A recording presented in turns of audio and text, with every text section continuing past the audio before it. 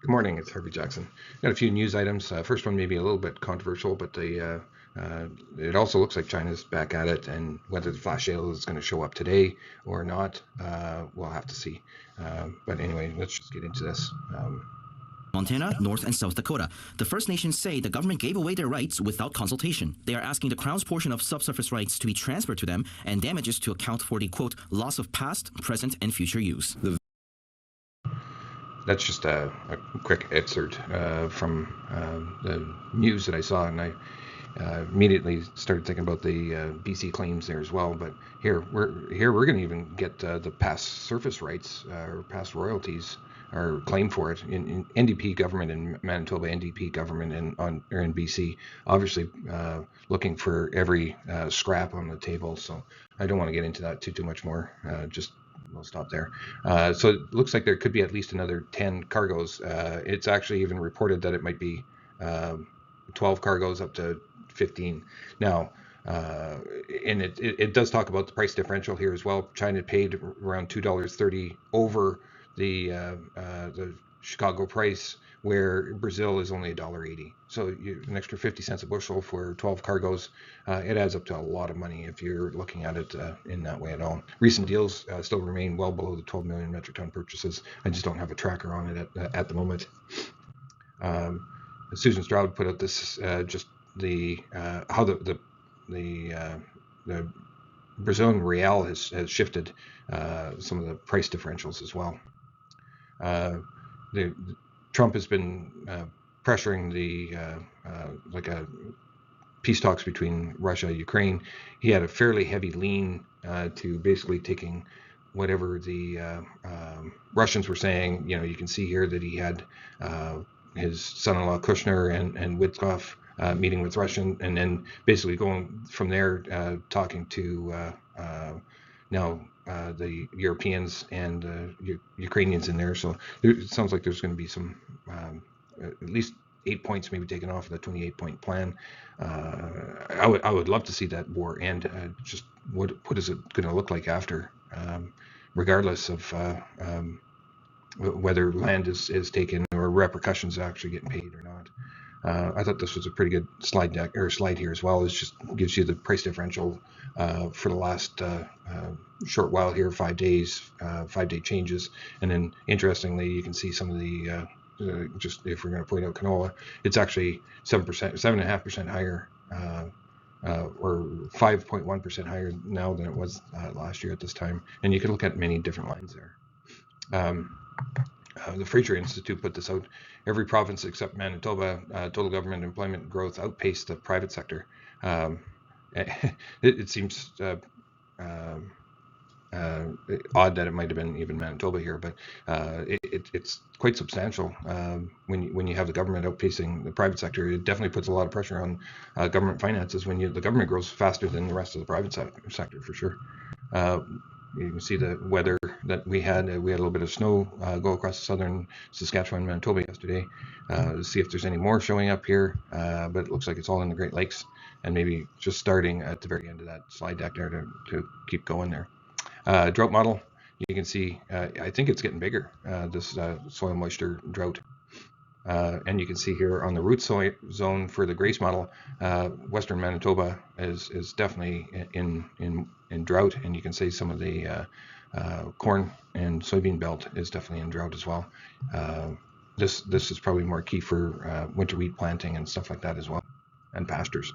There's wetter moisture getting built in there, maybe some quality issues, but the root zone is definitely looking for just-in-time rains there in Brazil as well. But when you look at the short-term weather, it's still getting rains fairly consistently in most areas. It's not as dry as it might show here, because Western Canada would have showed the same thing this last year.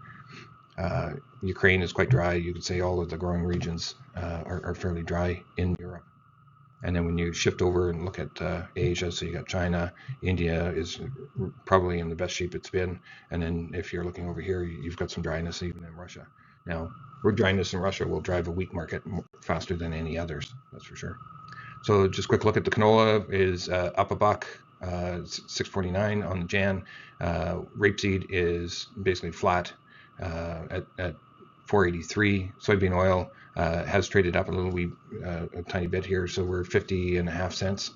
And crude oil 59.27. Soybeans flat at 11.25. Spring wheat is basically unchanged at 5.80. Hard red winter 5.14, up a penny and a half. And corn is at 4.24. And the Canadian dollar just basically unchanged. So just a quick look at the market here. Canola, you could say you have a small uptrend here, but more sideways than anything. And you definitely see it in November. It's even more sideways than ever. And your price differential is $138 difference between European canola and rapeseed. Soybean oil, sideways, choppiness in there as well. Currently, right just above 50.5 cents. And the nice leg that we've seen for soybeans, but still not making a new trend or anything there. It's just chopping away at the lower end of its range up here. Soybean futures for new crop didn't have the same leg up, but the same kind of trend. Still looking at potentially putting on sales there for new crop. I would be doing some futures first if you can, or just flat priced if that go to a location that doesn't do the futures first. Palm oil keeps on breaking lower. Looks like we're going to approach this 23.6 retracement value. Crude oil in this channel going down, still continuing. Canadian dollar looks like we're right at this support area that I had drawn out. But basically, the bottom end of this channel, if it breaks out, we've got that kind of a range to get down to 69 cents. So, U.S. dollar index pulled off of it's just off of the 100 index, and we'll have to see how that trades, because when the U.S. dollar is strong against all the other baskets, it puts pressures on a lot of the U.S. traded commodities like crude oil, wheat are the two main ones. Minneapolis wheat really hasn't done anything but trading sideways here. Really nothing to say on the stochastics either. Kansas looks like it's got some pressure down. Same thing with Chicago. Milling wheat basically dropping sideways here as well. Corn futures, if it can stay above this extension line here, you can expect some upside. But if you go down, you're probably going back down to this 428 area. Doesn't seem like a lot, but 10-cent move in corn is a bigger move. Quick look at the live cattle. So this is the daily chart. And you can see that ever since Trump has said that the price of beef should go down, it has. And if we look on a monthly chart, it still looks like it's elevated from where it has been, especially when we get back into 2020. Same thing with the feeder cattle. Same pressure downwards. We've had plant closures and slowdowns in the U.S. where there's no cattle, and that's not helping the market here at all. And if we look at it from a monthly chart, same idea as the live cattle. Look at the hog futures. It looks like it's tried to kind of find a base here, and this could be the reason, because when you look at the monthly chart, your monthly chart is at a extension level and a longer term moving average as well. That's all I have for you today. StatsCan tomorrow. We do have a meeting up in Steenan. If anybody wants to attend, at Rawhides 2 to 5. And then next day we're going to be in Moosomin, and that's 2 to 5 there as well at the Canalto.